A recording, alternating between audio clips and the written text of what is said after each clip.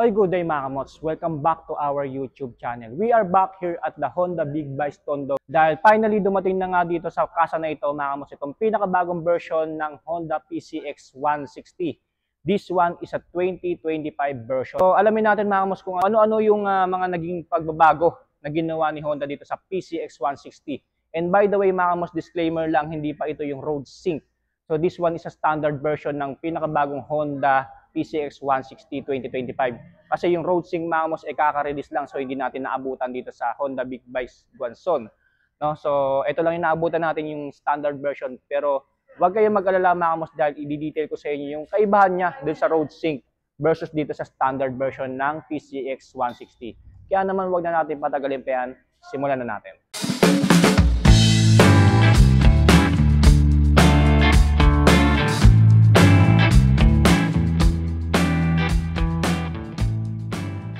Alright, so this is it mga kamos, the all-new Honda PCX 160 2025. Pinakabagong labas na version ng PCX 160 coming from Honda Philippines. So finally, nandito na siya sa Honda Big Bikes Tondo, Guangzhou, Gagalangin. So kadarating lang daw dito no Sabado. So bali ang naabutan na lang natin dito mga kamos is yung standard version. Yung kasing road sync version is kaka-release lang, so medyo na late lang tayo ng konti. But anyway mga kamos, as I mentioned earlier, i-detail ko naman sa inyo yung mga pagkakaiba niya from standard version to road sync version. So konti lang naman daw yung mga naging pagkaka-changes ayon kay Sir RJ ng Honda Guangzhou. I must admit mga kamos na meron talagang mga iilang parts ng Honda PCX na binago si Honda pagdating dito sa motor na to. So simulan natin dito sa headlight niya. So as you can see mga kamos, this one is meron na siyang daytime running light. Wow! Unlike this sa older version or previous version, if I'm not mistaken, wala siyang daytime running light na katulad nito.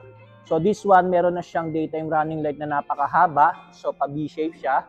And nandito na rin yung turn signals niya mga kamos, no? Ganun pa rin naman yung itsura ng headlight niya. Nandito pa rin sa part na to. Ang dinagdag nga lang dito ni Honda is DRL. Then isa pa sa napansin ko dito mga kamots, etong dalawang side na to. Kung pagtatapatin kasi ito mga kamots yung previous version tsaka to, parang medyo mas lumapad itong pinakabagong PCX 160 2025 dahil dito sa side pairings niya. Meron pa rin naman siya smoke visor. And sa gilid naman niya mga kamos, of course wala siyang kahit anong decals na nakalagay. Same lang sa mga previous version na nilabas na PCX coming from Honda. So meron lang tayo ditong emblem, 3D emblem na napaka-premium. So nakalagay po dyan is PCX 160. So chrome silver po yung emblem. So as we go here sa tail light, so as you can see, meron na siyang parang kulay pulang daytime running light dito. Wow! So pagdating sa turn signals, integrated din. I think wala namang binago ng design si Honda pagdating sa tambucho ng bagong PCX 160 2025. So ganun pa rin naman yung itsura niya.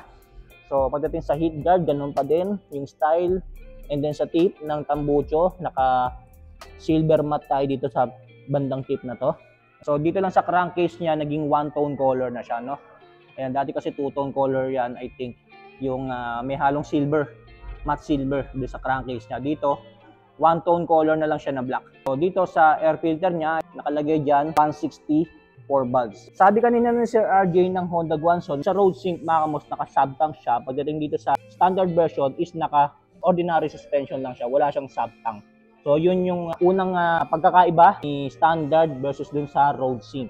Although standard version siya, pero naka-disc brake na rin yung likod niya. Alright, so proceed na kaagad tayo sa sukat ng gulong ng pinakabagong Honda PCX 160 2025. So sa harapan nito ay mayroong 110 by 70 by 14 inches. Brand ng gulong na ginamit ni Honda para sa pinakabagong Honda PCX 160, naka-IRC tires po yan, harap at likod. And then tubeless tire pa rin to mga kamos, harap at likuran, no? And then pagdating sa mugs niya, ayan, so hindi rin naman nagbago ng design ng mugs si Honda pagdating sa pinakabagong Honda PCX 160. I think sa road sync version, ganito pa rin yung itsura ng mugs niya. Ayan. So naka-alloy type tayo dito, and then kulay matte black. Pagdating naman sa likuran, mga kamos, ito yung gumagamit ng 130 by 70 by 13 inches. So proceed na tayo sa upper part mga kamos, itong pinakabago Honda PCX 160 2025. So isa sa mga binago dito ni Honda mga kamos pagdating sa Honda PCX 160 na bago na 2025 ay itong handlebar niya. Wow! So dito sa previous version mga kamos is naka full naked handlebar siya. So dito sa bagong version or 2025 version ng Honda PCX 160 and meron na siyang handlebar cover, which is yung isa sa mga napansin talaga ng mga Honda users pagdating dito sa Honda PCX 160. Kung ako tatanungin mga boss, mas maangas pa rin naman yung naka full naked handlebar na PCX. So nasa tao na nga lang talaga yung mga boss kung ano yung mas preferred nila or mas gugustuhin nilang version ng Honda PCX. Meron pa rin tayong malapad na upuan dito na naka anti-slip. Ayan, so ang ganda ng cover nyo. And then dito sa passenger, ayan, so medyo wrap ng konti dito para hindi na naman dudulas yung pasahero natin. Sa grab bar, I think wala rin naman binago. Ayan mga kamos, so ganun pa rin yung itsura nung grab bar niya. So tinerno doon sa kulay ng motor. So as you can see, medyo malawak pa rin naman yung ano niya, yung underseat compartment niya. Pero ayon kay Sir RJ kanina, hindi kakasya dito yung full face helmet mga kamos, no? Siguro mangilan-ngilang full face na medyo malitang shell or half face. Ayan, so kakasya dito sa gitna. And then pag naglagay ka ng helmet dito sa gitna, meron ka pang space dito na pwede mong paglagyan ng iba pang mga gamit like kapote, tools, or anything na pwede mo pang mailagay dyan. Pagdating naman sa fuel tank ng pinakabagong Honda PCX 160 mga kamos, dito pa rin siya nakapwesto sa gitna na to. Ayan. And then ayon kay Honda mga kamos, ang fuel tank capacity ng pinakabagong Honda PCX 160 2025 ay 8.1 liters. Ang fuel consumption nito mga kamos ayon sa pag-aaral ni Honda is 45 kilometers per liter. So meron siyang side pocket na isa lang. Medyo malalim yung ano niya, yung side pocket niya dito sa left side. Ayan, so pwede kayo maglagay ng cellphone diyan, so wag niyo nga lang iiwan. Mga barya or motorcycle gloves, ayan, pwede diyan. And then sa loob niyan, mga kamos, diyan na rin nakapwesto yung pangmalakasang power socket features. Ayan, so meron din siyang power socket na kung saan pwede kang mag-charge ng cellphone. So naka Type-C, ready na siya mga kamos. Pilos pa rin tong Honda PCX 160 2025. Nandito na rin yung seat opener and then fuel tank opener. Ayan. As I mentioned earlier mga kamos, dito sa handlebar niya, meron na siyang cover na naka two-tone color.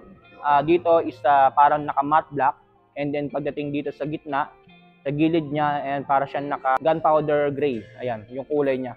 And then sa gitna niyan mga kamos, dito nakapwesto yung emblem ni Honda. Sa mga buttons and switches, dito sa right side nandito yung ISS ni Honda with idling stop system na kapag in-engage mo yan at kuminto ka sa traffic light within 3 to 5 seconds, kusang mamamatay yung makina nitong Honda PCX 160, which is convenient and napaka-efficient, lalong-lalo na kung gusto natin makatipid sa pagkonsumo ng gasolina. So meron na siyang built-in hazard mga kamos, itong PCX 160 2025. Ayan. And then sa baba niya, nandito yung ACG starter niya. Sa left side mga kamos, nandito yung high beam, low beam. Ayan, so wala nga lang siyang built-in passing, no? Kusina, and then turn signals, left and right switch. Ayan. Hindi naman binago ni Honda yung design ng hand grip niya, so ganun pa rin. So naka bar end tayo dito na full alloy bar end na naka matte black. Ayan. So pagdating sa side mirror niya, ayan, so napakalinis lang, napakapet lang ng stem, and then naka-dahon type din. Ayan. Pagdating sa mga brake levers, naka chrome silver pa rin na brake levers, left and right. Ayan. So lastly mga kamos, dito sa panel gauge niya, so since hindi nga ito road sync, so itong panel gauge ni standard version na Honda PCX 160 parehas lang doon sa previous version na PCX 160. So pagdating kasi sa road sync, ayon din kay Sir RJ ng Honda Guangzhou, yung road sync medyo malaki yung panel gauge niya, yung TFT display niya, kasi meron siyang built-in navigation. Pagdating dito sa standard, ordinary LCD display lang siya. Sa baba niyan, meron pa rin siya yung nakalagay na PCX. Ayan, so umiilaw po yan. And then sa mga buttons ng display niya, so meron tayong dalawang buttons dito, select and set. Ayan. So yan po yung looks and appearance mga kamos, itong pinakabagong Honda PCX 160 coming from Honda Philippines. Kaya naman alamin na natin ang engine specs at iba pang features nitong pinakabagong Honda PCX coming from Honda. The all-new Honda PCX 2025 is powered by ESP Plus with the 156.9cc engine displacement, 4-stroke single-cylinder naka-single overhead cam with 4 valves. Meron itong taglay na max power na 15.8 HP at 8,500 RPM habang kanyang max torque ay 14.7 Nm at 6,500 RPM. Pagdating sa kanyang fuel system, naka-fuel injected pa rin ang isang ito habang kanyang cooling system naka-liquid cooled pa rin ito.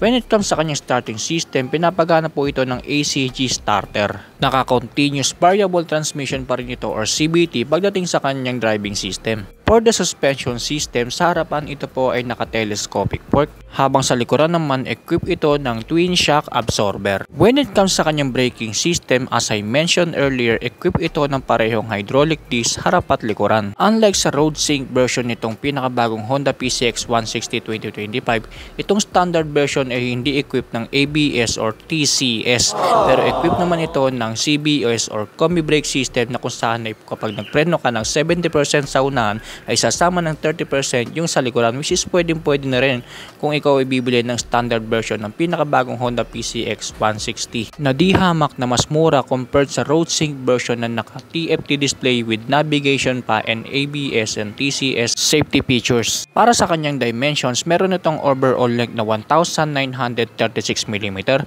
overall width na 742mm at overall height na 1123mm, at meron itong seat height na 764mm habang ang kanyang ground clearance ay 135mm, at ang kabuuan bigat naman ng motor na ito mga kamos ay 133 kilograms. At yan na nga ang engine specs at iba pang features nitong pinakabagong Honda PCX 160 2025. Kaya naman alamin na natin ang cash price at installment price nito dito sa Honda Big Bike Guangzhou Gagalangin Tondo. Alright, so dako na tayo sa cash price at installment price nitong pinakabagong Honda PCX 2025 version mga kamos. So magkano nga ba ito dito sa Honda Big Bikes Guangzhou Gagalangin Tondo? So pagdating sa standard version mga kamos, ayon kay Honda Big Bikes Guangzhou, ito ay nagkakalaga ng 134,500 pesos. So sabi nila mga kamos, all in na raw po yun, kasama na doon yung LTO registration and then TPL insurance. And then kapag kinuha nyo to on the spot ng cash mga kamos, may makukuha kayong freebies like helmet. Pagdating sa installment basis, hindi pa siya available for installment basis ayon kay Honda Big Bikes Guangzhou. Pero wag kayong mag-alala mga kamos, maglalabas naman daw sila ng advisory kapag available na tong pinakabagong Honda PCX 160 2025 for the installment basis. So sa ngayon, available lang po ito mga kamos for cash basis or cash price dito sa Honda Big Bikes Guangzhou Gagalangin Tondo as of May 2025. Yan po yung cash price mga kamos nitong pinakabagong Honda PCX 160 2025. Pagdating sa road sync version mga kamos, I think medyo mas mahal ng konti yung sa road sync kasi may mga ilang features yun na wala sa standard version tulad ng navigation and then yung ABS. Gusto kong pakita sa inyo yung itsura ng headlight ni bagong PCX 160. Ayan, so makikita nyo, meron na siyang daytime running light na napakaangas. Ayan. And then pagdating sa hazard niya, ayan, so maganda rin naman yung buga ng hazard light niya, no? Napakatingkad. So bago ko tapusin tong vlog na to, gusto ko magpasalamat ulit sa mga staff ng Honda Big Bikes Guangzhou, lalo-lalo na kay Sir Ruel na branch manager and then kay Sir RJ na nag-assist sa atin kanina mga kamos para reviewin itong pinakabagong Honda PCX 160 2025. Ayan, so sa mga gusto mag-inquire pa ng mga motor dito mga kamos, kung kailan pa magkakaroon ng road sync version dito sa Honda Big Bikes Guangzhou, mag-message na lang kayo sa Facebook page nila. So mag-inquire na lang kayo dyan para naman hindi masayang ang punta nyo kung malayo pa kayo. At kung gustong-gusto nyo magkaroon itong pinakabagong Honda PCX 160 2025 version, standard man yan or road sync version. So mag-inquire muna kayo bago kayo pumunta mga kamos para hindi masayang ang punta nyo kung sakaling wala pang silang stocks. Pero ayon naman kay Honda Big Bikes Guangzhou mga kamos, may paparating pa naman na mga stocks ng pinakabagong Honda PCX 160 2025 dito sa branch sa casa nila. And pakipollow nyo na rin pala ang ating Facebook page para lagi naman kayong updated sa mga motorcycle reviews pa na ilalabas pa natin sa ating YouTube channel. So congratulations nga pala sa mga nakakuha ng mga naunang PCX road sync version dito sa Honda Big Bikes Guangzhou at then lastly dito sa makakuha nitong standard version. So muli maraming salamat sa inyo. So before matapos tong video na to mga kamos, I just want to share some information only. So kanina bago ako umalis dito sa Honda Big Bikes Guangzhou Gagalangin Tondo, may na dumating ng delivery ng mga bagong motor dito including Honda PCX 160 2025. So lulan yan yung PCX Road Sync version mga kamos, yung itim, yung pula at yung isang puti. And then yung isang puti is standard version pa rin. So as of May 19, 2025 po yan delivery na yan dito sa Honda Big Bikes Guangzhou Gagalangin Tondo. So congratulations sa mga naka-reserve na yan or makakakuha na yan dito sa Honda Big Bikes Guangzhou. Stay safe, ride safe always.